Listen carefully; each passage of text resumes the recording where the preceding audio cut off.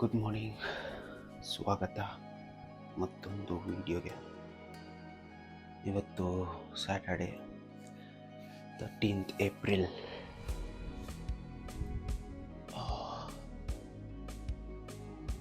Time 5:15.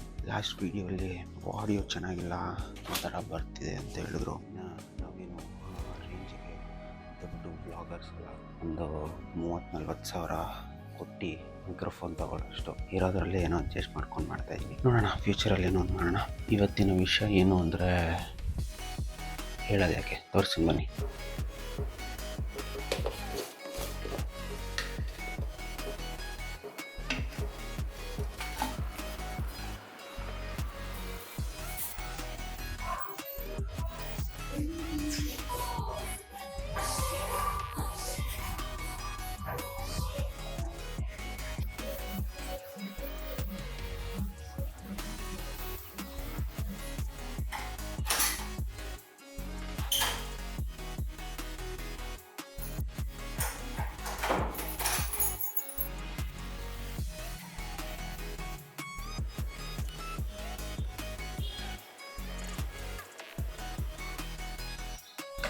Oats taste ಚೆನ್ನಾಗಿರಬೇಕು ಅಂದರೆ ಸ್ವಲ್ಪ ಹೊತ್ತು 10-15 ಮಿನಿಟ್ಸ್ ಸೋಕ್ ಮಾಡೋಕ್ಕೆ ಬಿಟ್ಬಿಡಿ. ಈ ವಿಡಿಯೋ 1 ವೀಕ್ ಆದಮೇಲೆ ಕಂಟಿನ್ಯೂ ಮಾಡ್ತಾಯಿದ್ದೀನಿ. ಶೋಲ್ಡರ್ ವರ್ಕೌಟ್ ಎಲ್ಲ ಲಾಸ್ಟ್ ವೀಕ್ ಸ್ಯಾಟರ್ಡೆ ಮಾಡಿದ್ದು. Let's continue the video. Topic ಬಂದು ಕ್ರೇಟೀನು. ಈ ಕ್ರೇಟೀನ್ಗೆ ಯಾವ ರೇಂಜಿಗೆ ಅಲಿಗೇಷನ್ಸ್ ಇದೆ ಅಂದರೆ, ಬೆಳಗ್ಗೆ ನನ್ನ ಫ್ರೆಂಡ್ ಫೋನ್ ಮಾಡ್ದ, ಕ್ರೇಟೀನ್ ತೊಗೋಬೇಕು, ಯಾವ್ದು ತೊಗೊಳ್ಳಿ ಅಂತ ಕೇಳ್ದ. ನಾನು ಯೂಸ್ ಮಾಡ್ತಾ ಇದ್ದಿದ್ದು ಹೇಳಿದೆ, ಯಾವುದು ಬಜೆಟ್ ಎಲ್ಲ ಕೇಳಿ ಐ ಟೋಲ್ಡ್ ಹಿಮ್ ಇದು ಈ ಥರ ಇರುತ್ತೆ ಅಂತ. ಅವನೊಂದು ಕೇಳ್ದ, ಇವಾಗ ಕ್ರೇಟೀನ್ ಹಾಕಿದ್ರೆ ಪ್ರೋಟೀನ್ ಹಾಕ್ಲೇಬೇಕಾ? ನಾನೇನು ಯಾರನ್ನೂ ಇದು ಮಾಡ್ತಿಲ್ಲ, ಬಟ್ ನಾಲೆಡ್ಜ್ ಕಮ್ಮಿ ಇದೆ ಕ್ರೇಟೀನ್ದು. The people still see creatine as steroids. Kidney failure ಆಗುತ್ತೆ ಗುರು. ಒಂದೇ ಒಂದು ಹೇಳ್ತೀನಿ, ಇವಾಗ ನೀವು ಎಣ್ಣೆ ಹೊಡಿತೀರಾ, ಅದ್ರ ಮೇಲೆ ಬರ್ತಿದ್ದಾರೆ ಲಿವರ್ ಫೇಲ್ಯೂರ್ ಆಗುತ್ತೆ, ಕಿಡ್ನಿ ಹೋಗುತ್ತೆ, ಏನೋ ಎಕ್ಸೆಟ್ರಾ ಅದೇನೋ ಅಂತಾನೆ ನಂಗೆ ಗೊತ್ತಿಲ್ಲ. ಅಂಥದನ್ನು ಕುಡಿತೀರಾ?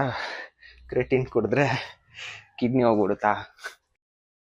ಕ್ರೇಟೀನ್ is the most research supplement ಅಂತ ಡಿಕ್ಲೇರ್ ಮಾಡಿಬಿಟ್ಟಿದ್ದಾರೆ. ಕ್ರೇಟೀನ್ ಮೇಲೆ ರಿಸರ್ಚ್ ನಡೆದಿರೋ ಅಷ್ಟು ಯಾವ ಸಪ್ಲಿಮೆಂಟ್ ಮೇಲೇನೂ ನಡೆದಿಲ್ಲ. In fact your favourite athlete are cricket player, Indian cricket players especially 80-90% athletes use creatine. Creatine has its own benefits. ಅದಕ್ಕೆ ಸಪ್ರೇಟ್ ಬೆನಿಫಿಟ್ಸ್ ಇದೆ. ಅದನ್ನೆಲ್ಲ ಈ ವಿಡಿಯೋಲಿ ಕವರ್ ಮಾಡಲ್ಲ. ಯಾಕೆ ಅಂದರೆ ಅದೆಲ್ಲ ಹೇಳ್ಕೊಂಡು ಕೂತ್ಕೊಂಡ್ರೆ ಜಾಸ್ತಿ ದೊಡ್ಡ ಲಿಸ್ಟ್ ಆಗ್ಬಿಡುತ್ತೆ. ನಾನು ಜನರಲ್ ಮಿಕ್ಸ್ ಬರ್ಸ್ಟ್ ಮಾಡ್ತೀನಿ, ಜನರಲ್ಲಾಗೆ ಒಂದು ಐಡಿಯಾ ಕೊಡ್ತೀನಿ. ಏನು ಸ್ವಲ್ಪ ಜನ ಏನೇನು ಅಂದ್ಕೊಂಡಿದ್ದಾರೆ ಕ್ರೇಟೀನ್ ಬಗ್ಗೆ, ಕ್ರೇಟೀನ್ ಹೆಂಗೆ ಏನೇನೋ ಆಗ್ಬಿಡುತ್ತೆ. ನನ್ನ ಫ್ರೆಂಡು ಜಿಮ್ಮಿಗೆ ಸೇರ್ಕೊಂಡ, ಅವರು ತಕ್ಷಣ ಪ್ರೋಟೀನ್ ಹಾಕ್ಬೇಡ, ಕ್ರೇಟೀನ್ ಹಾಕ್ಬೇಡ ಅನ್ನೋದೇ ಹೇಳ್ಬಿಟ್ರು ಪಾಪ ಅವನಿಗೆ. ಲೈಕ್ ನಾಲೆಡ್ಜ್ ಕಮ್ಮಿ ಅದ್ರ ಬಗ್ಗೆ. ಐ ಆಮ್ ನಾಟ್ ಟೆಲ್ಲಿಂಗ್ ಅವ್ರು ಹೇಳ್ತಾ ಇರೋದು ಕೆಟ್ಟದಕ್ಕೆ ಒಳ್ಳೇದಕ್ಕೆ ಅಂತ, but whenever you are telling someone, make sure you do enough research. ನೀವು ಅಷ್ಟೇ, ನೀವು ಕ್ರೇಟೀನ್ ಆಗಲಿ ಏನೇ ಒಂದು ಸಪ್ಲಿಮೆಂಟ್, ಈವನ್ ಓಲ್ಡ್ ಫುಡ್ಸಲ್ಲೇ ಅಷ್ಟೇ, ಏನೇ ಒಂದು ನಿಮ್ಮ ಬಾಡಿ ಒಳಗಡೆ ಹೋಗ್ತಿದೆ ಅಂದರೆ make sure you do enough research. Do your own research. ಯಾರೋ ಹೇಳೋದಕ್ಕಿಂತ ನೀವೇ ಹೋಗಿ ಖುದ್ದಾಗಿ ರಿಸರ್ಚ್ ಮಾಡಿದ್ರೆ ನಿಮಗೆ ನಾಲೆಡ್ಜ್ ಜಾಸ್ತಿ ಆಗುತ್ತೆ. ಫ್ರೆಶ್ ಅಪ್ ಆಗಿಬಿಟ್ಟು ಬಂದುಬಿಟ್ಟು ನೆಕ್ಸ್ಟ್ ಏನೇನು ವಿಷಯ ಅಂತ ಎಕ್ಸ್ಪ್ಲೇನ್ ಮಾಡ್ತೀನಿ.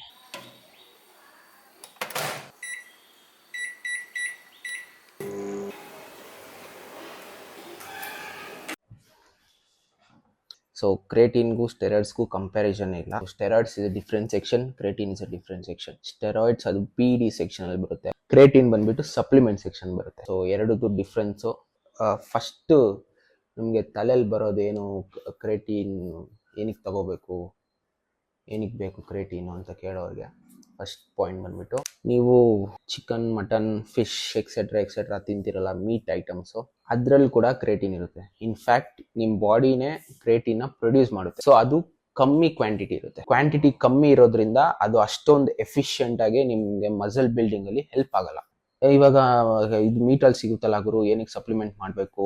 ಇವಾಗ ಒಂದು ಅಪ್ರಾಕ್ಸ್ ಹೇಳ್ತೀನಿ, ಆಕ್ಯುರೇಟ್ ಅಲ್ಲ ಅಪ್ರಾಕ್ಸ್. ಇವಾಗ ನೀವು ಒಂದು ಕಂಪ್ನಿಯಿಂದ ಕ್ರೇಟಿನ್ ಸ್ಕೂಪ್ ಕೊಡ್ತಾರೆ, ಆ ಸ್ಕೂಪಲ್ಲಿ ನಿಮಗೆ ಒಂದು 3 to 5 grams ಆಫ್ ಕ್ರೇಟಿನ್ ಇರುತ್ತೆ.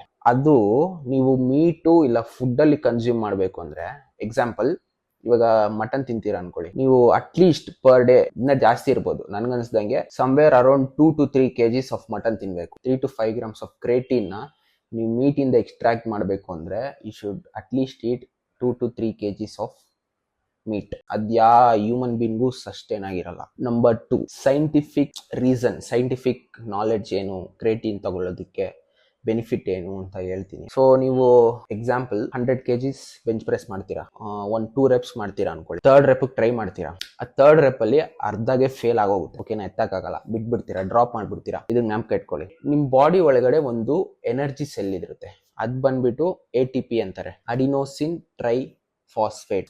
ಟ್ರೈಫಾಸ್ಫೇಟ್ ಅಂದ್ರೆ 3 ಫಾಸ್ಫೇಟ್ ಇರುತ್ತೆ. ಸೊ ನೀವು ಆ ಬೆಂಚ್ ಹೊಡೆದಾಗ ಇಲ್ಲ ಏನೋ ಒಂದು ಇಂಟೆನ್ಸ್ ಆಕ್ಟಿವಿಟಿ ಮಾಡ್ತೀರಾ, ಸ್ಪ್ರಿಂಟೋ, ಬೆಂಚ್, ಡೆಡ್ ಲಿಫ್ಟ್ ಎಕ್ಸೆಟ್ರಾ ಏನೋ ಒಂದು ಇಂಟೆನ್ಸ್ ಹೆವಿ ಎನರ್ಜಿ ಇನ್ವಾಲ್ವ್ ಆಗೋ ಮೂವ್ಮೆಂಟ್ ಮಾಡ್ತೀರಾ. ಅವಾಗ ಏನಾಗುತ್ತೆ, ಈ ATP ಅನ್ನೋದು ಇರುತ್ತಲ್ಲ ಎನರ್ಜಿ ಸೆಲ್, ಅದು ಯೂಸ್ ಆಗುತ್ತೆ. ಯೂಸ್ ಆದಾಗ ಈ ಟ್ರೈಫಾಸ್ಫೇಟ್ 3 ಫಾಸ್ಫೇಟ್ ಇರುತ್ತಲ್ಲ ಅದರಲ್ಲಿ ಒಂದು ಕಮ್ಮಿ ಆಗ್ಬಿಡುತ್ತೆ, ಒಂದು ಯೂಸ್ ಆಗ್ಬಿಡುತ್ತೆ. ಗೊತ್ತಾಯ್ತಾ? ಇವಾಗ ಏನಾಯ್ತು, 2 ಆಯ್ತು. ಅದನ್ನ ADP ಅಂತಾರೆ, ಅಡಿನೋಸಿನ್ ಡೈಫಾಸ್ಫೇಟ್. ಅದು 3 ಇರುತ್ತಲ್ಲ, 3 ಫಾಸ್ಫೇಟ್ ಇದ್ದಾಗ ಎನರ್ಜಿ ಇರೋದು, 2 ಫಾಸ್ಫೇಟ್ ಇದ್ದಾಗ ಎನರ್ಜಿ ಇರಲ್ಲ ಅಷ್ಟೊಂದು. So that's where creatine comes. ಅಲ್ಲಿ ನಿಮ್ಮ ಕ್ರೇಟಿನು ಕೆಲಸ ಮಾಡಕ್ಕೆ ಸ್ಟಾರ್ಟ್ ಆಗುತ್ತೆ. ಅಂದ್ರೆ ಈ ಡೈಫಾಸ್ಫೇಟ್ ಇರೋದನ್ನ ಟ್ರೈಫಾಸ್ಫೇಟ್ ಮಾಡಕ್ಕೆ ಕ್ರೇಟಿನು ಇನ್ನೊಂದು ಫಾಸ್ಫೇಟ್ ತರ ಆಕ್ಟ್ ಮಾಡುತ್ತೆ ನಿಮ್ಮ ಬಾಡಿ ಒಳಗಡೆ. ಅವಾಗ ಈ ಡೈಫಾಸ್ಫೇಟ್ 2 ಫಾಸ್ಫೇಟ್ ಇರೋದನ್ನ ಟ್ರೈಫಾಸ್ಫೇಟ್ ಮಾಡುತ್ತೆ. ADP ಇಂದ ATPಗೆ ಮತ್ತೆ ಕನ್ವರ್ಟ್ ಮಾಡುತ್ತೆ. ಕನ್ವರ್ಟ್ ಮಾಡಿದಾಗ ಏನಾಗುತ್ತೆ, you will get back the same energy level. ಆ ಎನರ್ಜಿ ಲೆವೆಲ್ ಬಂದಾಗ ವಿಲ್ ಪುಷ್ ಮೋರ್ ಹಾರ್ಡರ್, ಇನ್ನ ಪೊಟೆನ್ಷಿಯಲ್ ಕೊಟ್ಟು ಪುಷ್ ಮಾಡ್ತೀರಾ. ಅರ್ಥ ಆಯ್ತಾ? ಅದಕ್ಕೆ ಕ್ರೇಟಿನ್ ಇನ್ಕ್ರೀಸಸ್ ಸ್ಟ್ರೆಂತ್ ಅಂತ ಹೇಳ್ತಾರೆ. ಇನ್ನೊಂದು ರಿಸರ್ಚ್ ಪೇಪರಲ್ಲಿ ಏನಂತ ಬಂದಿದೆ ಅಂದ್ರೆ, creatine is good for your brain health. ಅಂದ್ರೆ ಇವಾಗ ನ್ಯೂರಾಲಜಿ ಪ್ರಾಬ್ಲಮ್ಸ್ನೆಲ್ಲ ಕ್ಯೂರ್ ಮಾಡೋ ಕೆಪಾಸಿಟಿ ಕ್ರೇಟಿನ್ ಅಲ್ಲಿ ಇದೆ ಅಂತ ರಿಸರ್ಚ್ ಪೇಪರ್ ಅಲ್ಲಿ ರಿಸಲ್ಟ್ಸ್ ಬಂದಿದೆ. ಓವರ್ ಆಲ್ ಹೇಳ್ಬೇಕಂದ್ರೆ ನಿಮ್ ಮೆಂಟಲ್ ಹೆಲ್ತ್ ನ ಒಂಥರ ಒಳ್ಳೆ ಫೋಕಸ್ಡ್ ವೇ ಅಲ್ಲಿ ಇಡುತ್ತೆ. ನಾನು ಕೂಡ ಅಬ್ಸರ್ವ್ ಮಾಡಿದ್ದೀನಿ. ಇವಾಗ ನಾನು ಏನೋ ಒಂದು ಕೆಲಸ ಮಾಡ್ತಿದ್ರೆ ಅಂದ್ರೆ ಅಲ್ಲಿ ಫುಲ್ಲಿ ಇನ್ವಾಲ್ವ್ ಇನ್ ದಟ್. ಮೊದ್ಲು ಆ ತರ ಇರ್ಲಿಲ್ಲ, ಕ್ರೇಟಿನ್ ತಗೊಳ್ಳೋಕ್ಕಿಂತ ಮುಂಚೆ ಅಷ್ಟೊಂದು ಇರ್ಲಿಲ್ಲ. ನನ್ಗನ್ಸ್ದಂಗೆ ಅದು ನಿಜಾನೇ. ಯಾಕೆಂದ್ರೆ ಫೋಕಸ್ ಇನ್ಕ್ರೀಸ್ ಆಯ್ತು ನಂದು. ನಾನು ಇವಾಗ ಏನೋ ಒಂದು ಕೆಲಸ ಮಾಡ್ತಾ ಇದ್ದೀನಿ ಅಂದ್ರೆ ಅದ್ರಲ್ಲಿ ಲಾಕ್ ಇನ್ ಆಗ್ಬಿಡು, ಡೈವರ್ಷನ್ಸ್ ಇರಲ್ಲ. ಅದೊಂದು ಬೆನಿಫಿಟ್. ಮೇನ್ ಬಂದ್ಬಿಟ್ಟು ಏನಂತಾರೆ, ವಾಟರ್ ರಿಟೆನ್ಷನ್ ಬಂದ್ಬಿಟ್ಟು ಎಲ್ಲರೂ ಹೇಳೋದು ಕ್ರೇಟಿನ್ ವಾಟರ್ ಹೋಲ್ಡ್ ಮಾಡುತ್ತೆ. ಫಸ್ಟ್ ಆಫ್ ಆಲ್ ಕ್ರೇಟಿನ್ ಹೆಂಗ್ ವಾಟರ್ ಹೋಲ್ಡ್ ಮಾಡುತ್ತೆ ಅನ್ನೋದು ಇಂಪಾರ್ಟೆಂಟ್. ವಾಟರ್ ಹೋಲ್ಡ್ ಮಾಡುತ್ತೆ ಅಲ್ಲ, ಹೆಂಗ್ ಹೋಲ್ಡ್ ಮಾಡುತ್ತೆ. ವಾಟರ್ ರಿಟೆನ್ಷನ್ ನಿಮ್ಮ ಬಾಡಿ ಒಳಗಡೆ ಆದ್ರೆ ಬೇರೆ, ಮಸಲ್ ಒಳಗಡೆ ಆಗೋದು ಬೇರೆ. ಸೊ ಕ್ರೇಟಿನ್ ಏನ್ ಮಾಡುತ್ತೆ, ಮಸಲ್ ಒಳಗಡೆ ವಾಟರ್ ರಿಟೆನ್ಷನ್ ಮಾಡುತ್ತೆ, ಮಸಲ್ ಒಳಗಡೆ ವಾಟರ್ ಹೋಲ್ಡ್ ಮಾಡುತ್ತೆ. ಮಸಲ್ಲು ದಪ್ಪ ಕಾಣುತ್ತೆ, ಅದು ವಾಟರ್ ವೆಯ್ಟ್. ಓಕೆನಾ, ಬೇಸಿಕ್ಲಿ ವಾಟರ್ ವೆಯ್ಟ್ ಆಗುತ್ತೆ. ಅದ್ರ ಬೆನಿಫಿಟ್ಸ್ ಏನು ಅಂದ್ರೆ, ನ್ಯೂಟ್ರಿಯೆಂಟ್ಸ್ ಇರುತ್ತಲ್ಲ ನಿಮ್ಮ ಫುಡ್ ಅಲ್ಲಿ, example carbohydrates, protein, fat, fibres etcetera ಅವನ್ನೆಲ್ಲ ಕ್ಲೀನ್ ಆಗಿ ಎಫಿಷಿಯಂಟ್ ಆಗಿ ಅಬ್ಸರ್ವ್ ಮಾಡುತ್ತೆ. ಇವಾಗ ಒಂದು 70% ಅಬ್ಸರ್ವ್ ಮಾಡ್ತಾ ಇತ್ತು ಅಂದ್ರೆ 80% ಅಬ್ಸರ್ವ್ ಮಾಡಿ 90% ಅಬ್ಸರ್ವ್ ಮಾಡೋ ರೇಂಜ್ಗೆ ಹೆಲ್ಪ್ ಮಾಡುತ್ತೆ. So that is also A good benefit. ಅದು ನೀವು ತಗೊಂತಾ ಇರೋದು ಇದು ಫುಡ್ ಅಬ್ಸರ್ವ್ ಆಗಿಲ್ಲ ಅಂದ್ರೆ ನಿಮ್ಮ ಫಿಸಿಕ್ಕು ಇಂಪ್ರೂವ್ ಆಗಲ್ಲ, ನಿಮ್ಮ ಬಾಡಿನೂ ಇಂಪ್ರೂವ್ ಆಗಲ್ಲ. ಫುಡ್ ತಗೊಂತಾ ಇರೋದು ವೇಸ್ಟ್, ಸುಮ್ಮನೆ ಬಾಡಿ ಒಳಗಡೆ ಹೋಗಿ ಆಚೆ ಬರ್ತಾ ಇರೋ ಥರ ಇರುತ್ತೆ. ಅಬ್ಸರ್ವ್ ಆದರೆ ಮಾತ್ರ ಅದ್ರ ಬೆನಿಫಿಟ್ಸ್ ಔಟ್ಕಮ್ ಆಗೇ ತೋರಿಸೋದು ನಿಮ್ಮ ಫಿಸಿಕಲಿ. ಲಾಸ್ಟ್ ಪಾಯಿಂಟ್ ಬಂದ್ಬಿಟ್ಟು ಹೆಂಗೆ ಕ್ರೇಟಿನ್ ತಗೊಬೇಕು, ಎಷ್ಟೊತ್ತಿಗೆ ತಗೊಬೇಕು ಅಂತ. ಕ್ರೇಟಿನು ನೀವು ಯಾವಾಗ ಬೇಕಾದ್ರೂ ತಗೊಬೋದು, ದಿನದಲ್ಲಿ ಯಾವಾಗ ಬೇಕಾದ್ರೂ ತಗೊಬೋದು. ರಾತ್ರಿ ತಗೊಳಕ್ ಅವಾಯ್ಡ್ ಮಾಡಿ, ಯಾಕೆಂದ್ರೆ ನೀರು ಕುಡಿಬೇಕು ಕ್ರೇಟಿನ್ ತಗೊಂಡ್ಮೇಲೆ. ಲೋಡಿಂಗ್ ಫೇಸ್ ಅಂತ ಜಾಸ್ತಿ ಪಾಪ್ಯುಲರ್ ವರ್ಡ್ ಇದು ಕ್ರೇಟಿನ್ ಅಲ್ಲಿ. ಲೋಡಿಂಗ್ ಫೇಸ್ ಅಂದ್ರೆ ದಿನಕ್ಕೆ 20 ಗ್ರಾಮ್ ತಗೊಂಡ್ಬಿಡ್ತಾರೆ ಸ್ವಲ್ಪ ಜನ. ಬೆಳಗ್ಗೆ ಒಂದು 5 ಆ ಥರ ಡಿವೈಡ್ ಮಾಡಿ 20 ಗ್ರಾಮ್ಸ್ ತಗೊಂಡ್ಬಿಡ್ತಾರೆ. ಅದು ನಾನು ಸಜೆಸ್ಟ್ ಮಾಡಲ್ಲ. ಯಾಕೆ ಅಂದ್ರೆ ಅದು ತಗೊಂಡಾಗ ಡೈಜೆಷನ್ ಪ್ರಾಬ್ಲಮ್, ಕ್ರ್ಯಾಂಪ್ಸು, ಡಿಹೈಡ್ರೇಷನ್ನು, ಒಂಥರ ವಿಯರ್ಡ್ ಫೀಲ್ ಆಗುತ್ತೆ. ಅದೆಲ್ಲ ಬೇಡವೇ ಬೇಡ. ಡೈಲಿ ಇವಾಗ ನೀವು ಕ್ರೇಟಿನ್ ತಗೊಂಡ್ರೆ ಡೈಲಿ 3 to 5 ಗ್ರಾಮ್ಸ್ ತಗೊಂಡೋಗಿ ಸಾಕು, ನಿಧಾನಕ್ಕೆ ಹೋಗುತ್ತೆ. ಆ ಲೋಡಿಂಗ್ ಫೇಸ್ ಏನಕ್ಕೆ ಮಾಡ್ತಾರೆ ಅಂದ್ರೆ 1 ವೀಕ್ ಮಾಡ್ತಾರೆ ಲೋಡಿಂಗ್ ಫೇಸು. ಆ 1 ವೀಕಲ್ಲೇ ಮಸಲ್ ಸ್ಯಾಚುರೇಟ್ ಮಾಡ್ಬಿಡ್ಬೇಕು, ಮಸಲ್ ಪೊಟೆನ್ಷಿಯಲ್ ತಂದ್ಬಿಡ್ಬೇಕು ಅನ್ನೋದೇ ಮೇನ್ ಇಂಟೆನ್ಷನ್. ಆದ್ರೆ ಅದು ಲಾಂಗ್ ಟರ್ಮ್ ಅಲ್ಲಿ ಏನ್ ಬೆನಿಫಿಟ್ಸ್ ಇಲ್ಲ. ಲಾಂಗ್ ಟರ್ಮ್ ಅಲ್ಲಿ ಎಲ್ಲ ಒಂದೇ ವೇ ಅಲ್ಲೇ ಹೋಗುತ್ತೆ. ನೀವು 5 ಗ್ರಾಮ್ ದಿನ ತಗೊಂಡೋದ್ರು 20 ಗ್ರಾಮ್ ತಗೊಂಡೋದ್ರು ಏನು ಬೆನಿಫಿಟ್ ಇಲ್ಲ. 5 ಗ್ರಾಮ್ ತಗೊಂಡ್ ಹೋಗ್ತಾ ಇದ್ರೇನೆ ನಿಮ್ಗೆ ಅಷ್ಟೊಂದು ಕ್ರಾಮ್ಸ್ ಬರಲ್ಲ, ಡೈಜೆಷನ್ಸ್ ಇಶ್ಯೂ ಇರಲ್ಲ, ಏನು ಆ ತರ ಏನು ಪ್ರಾಬ್ಲಮ್ ಬರಲ್ಲ. ಕ್ರಾಮ್ಸ್ ಬರೋದು ಏನಕ್ಕೆ ಅಂದ್ರೆ ವಾಟರ್ ನೀವು ಸರಿಯಾಗಿ ಕುಡಿಯಲ್ಲ. ಫಸ್ಟ್ ಆಫ್ ಆಲ್ ನಿಮ್ ಬಾಡಿ ಒಂದು ಅಮೌಂಟ್ ಆಫ್ ವಾಟರ್ ಹೋಲ್ಡ್ ಮಾಡುತ್ತಲ್ಲ, ಮಸಲ್ ಕೂಡ ಹೋಲ್ಡ್ ಮಾಡಕ್ ಸ್ಟಾರ್ಟ್ ಮಾಡುತ್ತೆ. ಕ್ರೇಟಿನ್ ತಗೊಂಡಾಗ ಮಸಲ್ ಹೋಲ್ಡ್ ಮಾಡಿದಾಗ ನಿಮ್ಗೆ ಬಾಡಿಯಲ್ಲಿ ಬೇಕಾಗಿರೋ, ಇವಾಗ ಒಂದು ಬಾಡಿಗೆ ಒಂದು 3 ಲೀಟರ್ಸ್ ವಾಟರ್ ಬೇಕು ಅನ್ಕೊಳ್ಳಿ, ಅದು ಸೈಕಲ್ ಆಗ್ತಾ ಇರುತ್ತೆ. ನೀವು ಕ್ರೇಟಿನ್ ಹಾಕೊಂಡಾಗ ನೀವು ವಾಟರ್ ಇನ್ಕ್ರೀಸ್ ಮಾಡಿಲ್ಲ ಅಂದ್ರೆ ಅಲ್ಲಿರೋ ವಾಟರ್ನ ಮಸಲ್ ಹೇಳ್ಕೊಳಕ್ ಸ್ಟಾರ್ಟ್. ಅವಾಗ ಬಾಡಿ ವಾಟರ್ ಬೇಕು, ಮಸಲ್ಗೂ ವಾಟರ್ ಬೇಕು. ಅವಾಗ ಅವ್ರಿಬ್ರು ಕಿತ್ತಾಡ್ಬಿಡ್ತಾರೆ ಒಳಗಡೆ. ಕಿತ್ತಾಡಿದಾಗ ನಿಮ್ಗೆ ಡಿಹೈಡ್ರೇಷನ್, ಕ್ರಾಮ್ಸ್, ಅದು ಇದು ಎಕ್ಸೆಟ್ರಾ ಎಲ್ಲ ಬರುತ್ತೆ. ಅದಕ್ಕೆ ಕ್ರೇಟಿನ್ ತಗೊಳಕ್ ಸ್ಟಾರ್ಟ್ ಮಾಡಿದಾಗ ವಾಟರ್ ಇಂಟೇಕ್ ಕೂಡ ಇನ್ಕ್ರೀಸ್ ಮಾಡಿ, 1 to 1.5 ಲೀಟರ್ಸ್ ಇನ್ಕ್ರೀಸ್ ಮಾಡಿ.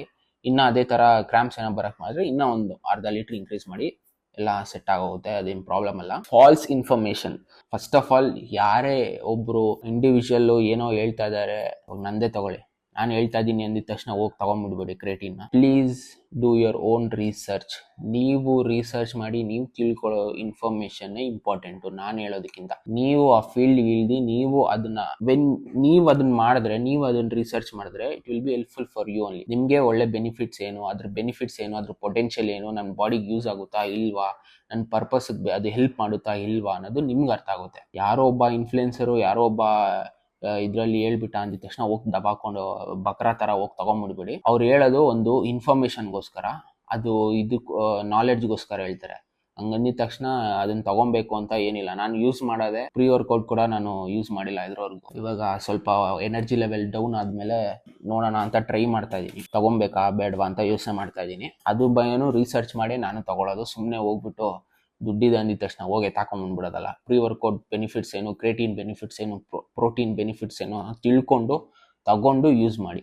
ಅಲ್ಲಿವರೆಗೂ ತಿಳಿದಿರ ಏನು ಯೂಸ್ ಮಾಡೋಕೆ ಹೋಗಿ, ಏನು ಸಬ್ಸ್ಟೆನ್ಸ್ ಆಗಲಿ, ಏನೇ ಸಪ್ಲಿಮೆಂಟ್ ಆಗಲಿ, ಏನೇ ಫುಡ್ ಆಗಲಿ ಕೂಡ ಅಷ್ಟೇ, ಅದರದ್ದು ಏನು ಅಂತ ನಿಮ್ಗೆ ಗೊತ್ತಿಲ್ಲ ಅಂದ್ರೆ ತಗೊಳಕ್ ಹೋಗ್ಬೇಡಿ. Supplement is just A supplement. ಅದೊಂದು ಟೈನಿ ಥಿಂಗ್. ಇಷ್ಟು ನಿಮ್ ವರ್ಕ್ ಇದ್ರೆ ಇಷ್ಟು ಸಪ್ಲಿಮೆಂಟ್ ಅಷ್ಟೇ. ಅದು ಎಲ್ಲ ಸೇರಿದ್ರೇನೆ ಒಂದು ಫಿಸಿಕ್ ಬೆಳೆಯೋದು. ಮತ್ತೆ ಇನ್ನೊಂದು, ನಿಮಗೆ ಮೆಡಿಕಲ್ ಬ್ಯಾಕ್ಗ್ರೌಂಡ್ ಏನಾದ್ರು ಇದ್ರೆ, ಇಲ್ಲ ಏನಾದ್ರು ಇಶ್ಯೂಸ್ ಇದ್ರೆ ನಿಮ್ಮ ಬಾಡಿಯಲ್ಲಿ, ಡಾಕ್ಟರ್ ಹತ್ರ ಸಜೆಷನ್ ತಗೊಳ್ಳಿ. ಕ್ರೇಟಿನ್ ತಗೊಬೋದಾ, ಇಲ್ಲ ಏನೇ ಆಗಲಿ, ಕ್ರೇಟಿನ್ ವಿಷಯನೆಲ್ಲ, ಪ್ರೋಟೀನ್ ಆಗಲಿ ಏನೇ ಆಗಲಿ. ಇವಾಗ ಸ್ವಲ್ಪ ಜನಕ್ಕೆ ನೋಡಿ ವೇ ಪ್ರೋಟೀನು ಇಡ್ಸಲ್ಲ, ಆಕ್ನಿ ಬಂದ್ಬಿಡುತ್ತೆ. ಏನಕ್ಕೆ ಅಂದ್ರೆ ಅದು ಲ್ಯಾಕ್ಟಿಕ್ ಇಂಟಾಲರೆನ್ಸ್ ಆಗಿರ್ತಾರೆ. ಒಳ್ಳೆ ಸಪ್ಲಿಮೆಂಟ್ ಮೇಲೆ ಸ್ವಲ್ಪ ದುಡ್ಡು ಎಕ್ಸ್ಟ್ರಾ ಆದ್ರೂ ಪರವಾಗಿಲ್ಲ, ಒಳ್ಳೆ ಪ್ರಾಡಕ್ಟ್ಸ್ ಮೇಲೆ ಇನ್ವೆಸ್ಟ್ ಮಾಡಿ ತಗೊಳ್ಳಿ. End of the day it is going into your body. ನಿಮ್ಮ ಬಾಡಿ ಒಳಗಡೆ ಹೋಗ್ತಾ ಇದೆ. ನಿಮ್ಮ ಹೆಲ್ತ್ಗಿಂತ ಏನು ಕಾಸ್ಟ್ಲಿ ಅಲ್ಲ. Be responsible. ನಾನು ಇದು ಒಂದು ಓವರ್ ಆಲ್ ನಾಲೆಡ್ಜ್ ಕೊಡಬೇಕು ಅಂತ ಹೇಳಕ್ ಬಂದಿದ್ದಷ್ಟೇ. ನಾನು ಟ್ರೈನರ್ ಅಲ್ಲ, ಕೋಚ್ ಅಲ್ಲ. ನನಗೆ ಬೆನಿಫಿಟ್ ಅನಿಸಿದ್ದು ವರ್ಕ್ ಆಗ್ತಿದೆ, ನನಗೆ ಇದ್ರದ್ದು ಬೆನಿಫಿಟ್ಸ್ ಹೇಳ್ದಂಗೆ ಆ್ಯಕ್ಚುಲಿ ಅವರು ಅಲ್ಲಿ ಕ್ಲೇಮ್ ಮಾಡಿರೋದು ವರ್ಕ್ ಆಗ್ತಿದೆ ಅಂತ ಹೇಳಕ್ ಬಂದಿರೋದಷ್ಟೇ. ಕರ್ನಾಟಕದಲ್ಲಿ ಲಾಂಗ್ ಫಾರ್ಮ್ ಕಂಟೆಂಟ್ ಯಾರು ಮಾಡ್ತಾ ಇಲ್ಲ, ಬರೀ ರೀಲಲ್ಲಿ ಆಗ್ತಾ ಇದಾರೆ. ಯಾಕೆಂದ್ರೆ ಜನರಿಗೆ ಅದೇ ಇನ್ಫಾರ್ಮೇಶನ್ ಅಂತ ಅನ್ಕೊಂಡು. ಕರ್ನಾಟಕದಲ್ಲಿ ಸ್ವಲ್ಪ ಹಿಂಗೆ ಹೋಗ್ತಾರೆ ಗುರು, ಆದರೆ ರಿಯಲ್ ಫಿಟ್ನೆಸ್ ಫೀಲ್ಡ್ ಇನ್ನ ಕರ್ನಾಟಕದಲ್ಲಿ ಬೆಳೆದಿಲ್ಲ. ನೀವು ಯೂಟ್ಯೂಬ್ಗೆ ಹೋಗ್ಬಿಟ್ಟು ಫಿಟ್ನೆಸ್ ವ್ಲಾಗ್ಸ್ ಇನ್ ಕನ್ನಡ ಅಂತ ಹೊಡೀರಿ, ಎಷ್ಟು ಜನ ಬರ್ತಾರೆ ಅಂತ ನೋಡಿ. ನಾರ್ಮಲಾಗೆ ಫಿಟ್ನೆಸ್ ವ್ಲಾಗ್ಸ್ ಅಂತ ಹೊಡೀರಿ, ಹಿಂದಿಯಲ್ಲಿ ಅವ್ರವ್ರ ಭಾಷೆಯಲ್ಲಿ, ಇಂಗ್ಲೀಷಲ್ಲಿ ಎಷ್ಟು ಜನ ಮಾಡ್ತಾ ಇದಾರೆ ಅಂತ ಗೊತ್ತಾಗುತ್ತೆ. ಅವ್ರ ನಾಲೆಡ್ಜ್ ಹೋಗ್ತಾ ಇದೆ. ನನ್ಗೆ ಹಿಂದಿ ಬರಲ್ಲ, ಆದ್ರೂ ಹಿಂದಿ ಕಂಟೆಂಟ್ ನೋಡ್ತೀನಿ. ಯಾಕೆ ಕನ್ನಡದಲ್ಲಿ ಜಾಸ್ತಿ ಯಾರೂ ಇಲ್ಲ ಅಂತ. ಸೊ ಕನ್ನಡದಲ್ಲಿ ಮಾಡಬೇಕಿತ್ತು, ಹೇಳಬೇಕಿತ್ತು, ಕರ್ನಾಟಕದಲ್ಲಿರೋರಿಗೆ ಅರ್ಥ ಮಾಡಿಸ್ಬೇಕಿತ್ತು, ಒಂದು ಓವರ್ ಆಲ್ ಜನರಲ್ ನಾಲೆಡ್ಜ್ ಕೊಡಬೇಕಿತ್ತು. ಕೊಟ್ಟಿದ್ದೀನಿ, ಅದು ಗೊತ್ತು. ಈ ವಿಡಿಯೋಗೆ ಒಂದು 100-105 ವ್ಯೂಸ್ ಕೂಡ ಬರಲ್ಲ ಅಂತ ಗೊತ್ತು. ಸೊ ನೋಡ್ತಾ ಇರೋರು ಸಬ್ಸ್ಕ್ರೈಬ್ ಮಾಡ್ಕೊಳ್ಳಿ. ಇಷ್ಟ ಆಗಿದ್ದಲ್ಲಿ ದಯವಿಟ್ಟು ಲೈಕ್ ಮಾಡಿ. ನನಗೆ ಗೊತ್ತಾಗುತ್ತೆ ಮಾಡಬೇಕು ಬೇಡವಾ ಅಂತ. ಇನ್ನು ಕಂಟೆಂಟು ಯಾರಿಗಾನ ಈ ನಾಲೆಡ್ಜ್ ಶೇರ್ ಮಾಡಬೇಕು, ಅವ್ರಿಗೂ ಗೊತ್ತಾಗಬೇಕು ಈ ನಾಲೆಡ್ಜ್ ಅಂದರೆ please do share the video. That's it for today. ಸಿಗೋಣ ಮತ್ತೊಂದು ವಿಡಿಯೋದಲ್ಲಿ.